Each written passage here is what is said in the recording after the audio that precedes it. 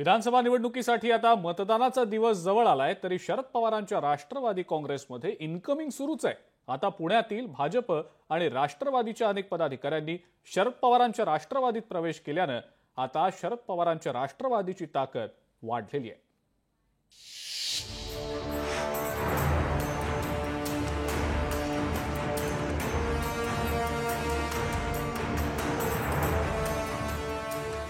पुण्यातील बहुचर्चित वडगाव शेरी मतदारसंघातील माजी नगरसेविका रेखा टिंगरेंनी ऐन निवडणुकीच्या धामधुमीत अजित पवारांची साथ सोडत शरद पवारांच्या पक्षात प्रवेश केला।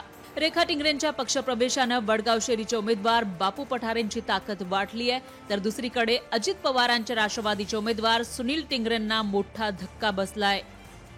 रेखा टिंगरे या पुणे महानगरपालिकेत 3 वेळा नगरसेविका राहिल्यात। प्रभाग क्रमांक 1च्या त्या नगरसेविका होत्या। पूर्वी राष्ट्रवादी काँग्रेस पक्षात होत्या। 2022ला फडणवीसांच्या उपस्थितीत भाजपमध्ये प्रवेश केला। 4 महिन्यांपूर्वी अजित पवारांच्या राष्ट्रवादीमध्ये प्रवेश केला होता।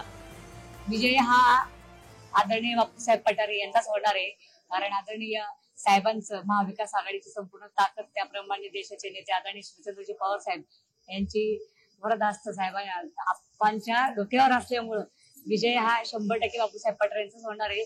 मोठं मताधिक्य आम्ही त्या भागातनं बापूंना देऊन विजयी करू।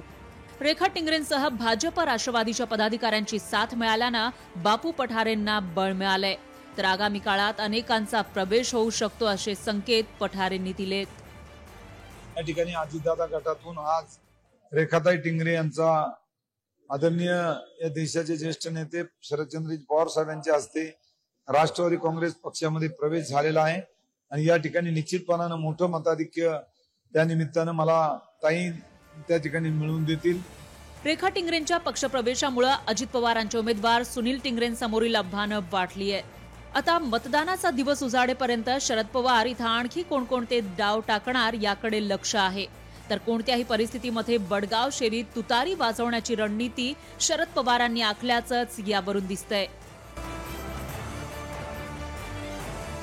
अमोल धर्माधिकारी, लोकशाही मराठी, पुणे।